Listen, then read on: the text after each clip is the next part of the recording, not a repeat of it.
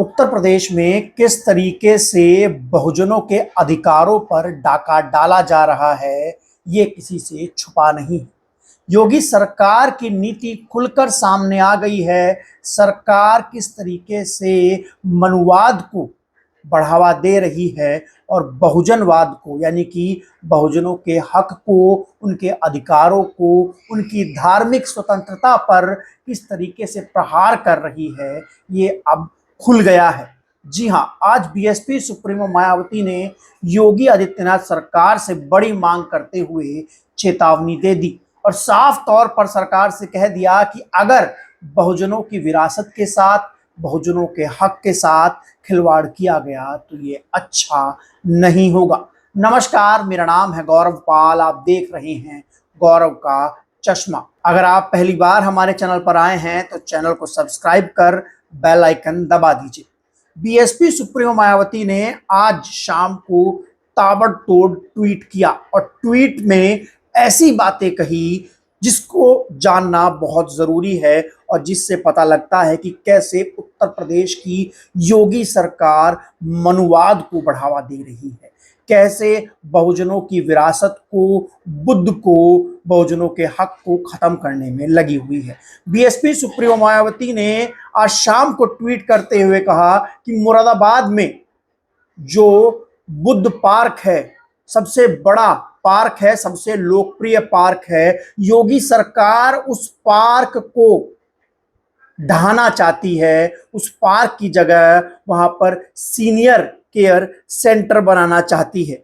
जी हां, senior care centre बनाना चाहती है और जो पहचान उस पार्क की है, जो बुद्ध की पहचान है, जो बुद्ध की विरासत है, जिस इतिहास को लोगों तक पहुंचाने के लिए बीएसपी ने बहुत बड़ा संघर्ष किया और उसके बाद वो लोगों तक वो इतिहास पहुंचा, उसको खत्म करना चाहती है।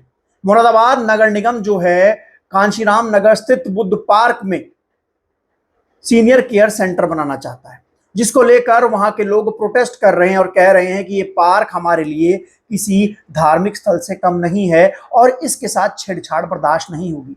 बीएसपी सुप्रीमो मायावती ने आज ट्वीट करते हुए क्या लिखा, मैं आपको बताता हूं। उत्तर प्रदेश के जनपद मुरादाबाद में प्रसिद्ध मान्यवर श्री कांशीराम जी नगर में स्थित तथागत गौतम बुद्ध पार्क शहर का सबसे लोकप्रिय पार्क है। जो यह बुद्ध धर्म बाबा साहब डॉक्टर भीमराव अंबेडकर व मान्यवर कांशीराम जी एवं विभिन्न वर्गों के, विशेषकर बहुजन समाज के अनुयायियों के लिए आस्था का स्थल है। लेकिन प्राप्त जानकारी के अनुसार मुरादाबाद नगर निगम गौतम बुद्ध पार्क में सीनियर केयर सेंटर बनाना चाहता है। सरकार ये सीनियर केयर सेंटर पर तत्काल रोक लगाए ताकि वहां पर शांति व्यवस्था बनी रहे, आपसी भाईचारा बना रहे। यानी कि उन्होंने साफ तौर पर कहा है कि ये बौद्ध धर्म के अनुयायियों के लिए एक धार्मिक स्थल से कम नहीं है और सरकार इस प्रोग्राम को रोक दे, वरना वहां पर धार्मिक द्वेष फैल सकता है, अशांति फैल सकती है। ये पहला ऐसा मामला नहीं है जब बुद्ध की विरासत पर योगी सरकार इस तरीके से हमला कर रही है। कानपुर में भी जो सबसे बड़ा पार्क था, बुद्धा पार्क, उस पर भी योगी सरकार ने हमला करने की कोशिश की थी और उस पार्क में भी मैं आपको बता दूं कि उस पार्क को तोड़कर भी शिवालय वहां पर बनाया जा रहा था। लेकिन जैसे ही बीएसपी सुप्रीमो मायावती ने इस पूरे मामले में हस्तक्षेप किया, उसके बाद योगी सरकार बैकफुट पर चली गई। लेकिन क्या ये महज एक संयोग है या फिर एक बड़ी साजिश है कि इस तरीके से ये सिर्फ बुद्ध पार्क जो बीएसपी के कार्यकाल में बनाए गए, उन्हीं पर आइडेंटिफाई करके इस तरीके की कार्रवाई की जा रही है, उन्हीं की जगह कुछ ना कुछ बनाने की बात की जा रही है।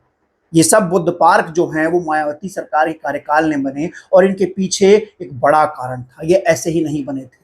ये बहुजन महापुरुषों की जो विरासत थी, जो उनका इतिहास था, वो आम जनमानस तक पहुंचाने के लिए ये पार्क बनाए गए थे।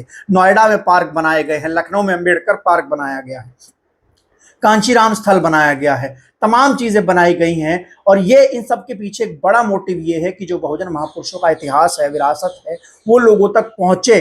भगवान गौतम बुद्ध का जो समता समानता का उपदेश है वो लोगों तक पहुंचे। लेकिन योगी सरकार जिस तरीके से भगवान बुद्ध के जो पार्क हैं, जो उनके स्मारक हैं, उन पर जिस तरीके से ये हमला कर रही है, उससे साफ हो जाता है कि ये सरकार बुद्ध की नीति से डरती है।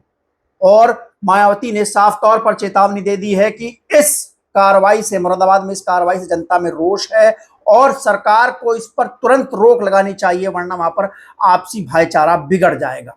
ये चेतावनी जो है वो योगी सरकार को दी। वहीं दूसरी ओर आरक्षण को लेकर भी मायावती ने, बहन जी ने बड़ा हमला जो है वो योगी सरकार पर किया है। जी हाँ, मैं आपको बता दूं कि उत्तर प्रदेश में मायावती सरकार में 4 मेडिकल कॉलेजेस में जो प्रावधान किया गया था उसमें आरक्षण को लेकर सरकार जो है वो बड़ा बदलाव कर रही है। और मैं आपको बता दूं कि इन कॉलेजेस में एससी एसटी छात्रों के लिए स्पेशल व्यवस्था की गई थी। केंद्र सरकार के कानून के अनुसार ये मेडिकल कॉलेज थे अंबेडकर नगर, कन्नौज, जालौन और सहारनपुर। इन कॉलेजेस में एससी एसटी आरक्षण और जो आरक्षण का जो पूरा प्रावधान है वो 76% है, ताकि एससी एसटी और ओबीसी के बच्चों को अधिकार मिल सके। ये स्पेशल कॉलेजेस बनाए गए थे खासकर आरक्षित वर्ग के लिए, ताकि वो लोग आगे बढ़ सकें, पढ़ सकें। लेकिन इन कॉलेजों पर भी अब जो फैसला हाईकोर्ट ने लिया है और जो इनका जो स्पेशल आरक्षण था जो कि बीएसपी की सरकार में दिया गया था, उस पर रोक लगा दी है और कहा है कि मात्र अब सिर्फ नॉर्मल वाला 21% आरक्षण मिलेगा। जबकि ये कॉलेज जो थे, अगर हम बहन जी के ट्वीट को पढ़े तो बहन जी के ट्वीट के अनुसार ये कॉलेज जो थे वो स्पेशल, जो भारत सरकार का जो कानून था अनुसूचित जनजाति के लिए, उसके अधीन बनाए गए थे और इनमें उस कानून के अनुसार 76% आरक्षण का प्रावधान किया गया था। लेकिन उत्तर प्रदेश की सरकार ने और कुछ लोगों ने मिलकर हाईकोर्ट में इसको चुनौती दी और इस पर अब फैसला आ गया और ये आरक्षण जो है वो एससी एसटी का खत्म हो गया। यानी कि हक हुकूक पर डाका शोषितों वंचितों के योगी डाल रहे हैं और उसको बचाने के लिए खड़ी है मायावती। ना अखिलेश बुद्धा पार्क को बचाने के लिए आ रहे हैं, ना राहुल आ रहे हैं। जी हां, आ रही है कौन? आ रही है तू, मायावती। ऐसे ही आरक्षण पर ना अखिलेश का कुछ प्रतिक्रिया इस पर आई अखिलेश यादव की अब तक, ना ही राहुल गांधी की आई। बीएसपी सुप्रीमो मायावती इस पूरे मामले पर एससी एसटी आरक्षण जो 76% से घटाकर 21% कर दिया गया इन 4 स्पेशल मेडिकल कॉलेजेस में, जो कि भारत सरकार के अधिनियम के अनुसार अनुसूचित जाति को स्पेशलाइज वे बनाए गए थे, उस पर क्या लिखती हैं। इसके साथ ही भारत सरकार द्वारा अनुसूचित जाति एवं अनुसूचित जनजाति के कल्याण हेतु स्पेशल कंपोनेंट प्लान के तहत उत्तर प्रदेश में 4 मेडिकल कॉलेज की स्थापना की गई थी। ये सामान्य मेडिकल कॉलेज नहीं थे जिसमें 21% आरक्षण मिले।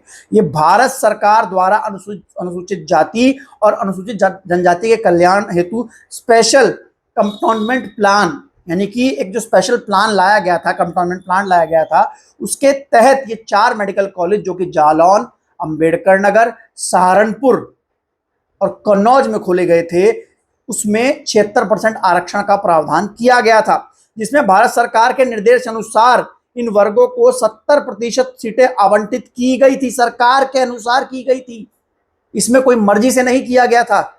और अब इन 4 मेडिकल कॉलेज में माननीय न्यायालय द्वारा अन्य मेडिकल कॉलेज की भांति अनुसूचित जाति को 21% आरक्षण व अनुसूचित जनजाति को 2% का आदेश पारित किया गया है। उत्तर प्रदेश सरकार कमजोर वर्गों के व्यक्तियों के हित को ध्यान में रखते हुए माननीय न्यायालय के समक्ष वास्तविकता तथ्य प्रस्तुत कर माननीय न्यायालय द्वारा पारित आदेश को निरस्त कराए, ताकि कमजोर वर्गों के लोगों के हित की रक्षा हो। देखिए, इस मामले में जो केस किया था वो 2 लोगों ने किया था, लेकिन उस केस को लड़ रही थी वहां पर कोर्ट में सरकार ने इसकी पैरवी कमजोर की और सरकार ने नहीं बताया कि ये किस तरीके से जो स्पेशल कंपोनेंट प्लान था एससी एसटी स्टूडेंट्स के लिए रिजर्वेशन का, उसके तहत ये बनाए गए थे। नॉर्मल मेडिकल कॉलेजेस नहीं थे, ये डेडिकेटेड थे और इस सरकार की गाइडलाइन के अनुसार बनाए गए थे। और यही तथ्य जो है वो यूपी सरकार शायद हाई कोर्ट में नहीं रख पाई और हाई कोर्ट ने इस मामले पर फैसला दे दिया। यानी कि सरकार की पैरवी कमजोर रही है एससी एसटी आरक्षण के हक में, यानी कि जो एससी एसटी छात्रों का जो हक था उसमें सरकार ने बहुत कमजोर पैरवी की है। और यही कारण हुआ कि एससी एसटी आरक्षण जो है, जो मेडिकल कॉलेजेस में, 4 मेडिकल कॉलेजेस में जो एससी एसटी आरक्षण 76% था, उसमें अब कटौती कर दी गई। यानी कि हक हकूक किसका मारा गया? एससी और एसटी का। मजबूत पैरवी किसने नहीं की? योगी आदित्यनाथ की सरकार ने नहीं की। सरकार की मंशा क्या है कि जल्द से जल्द आरक्षण को खत्म किया जाए, सारी चीजों को प्राइवेट सेक्टर में दिया जाए। आरक्षण के लिए लड़ा कौन, चेतावनी किसने दी, किसने कहा कि सरकार जो है इसमें सही तथ्य पेश करे, वो बहन जी बीएसपी सुप्रीमो मायावती ने की। तो आज बीएसपी सुप्रीमो मायावती ने योगी आदित्यनाथ को खुली चेतावनी देते हुए बुद्धा पार्क और एससी एसटी आरक्षण पर रुख साफ कर दिया कि इसके साथ छेड़छाड़ बिल्कुल बर्दाश्त नहीं होगी। आपको ये खबर कैसी लगी कमेंट सेक्शन में लिखकर जरूर बताइएगा। तब तक के लिए चलते हैं, धन्यवाद, नमस्कार।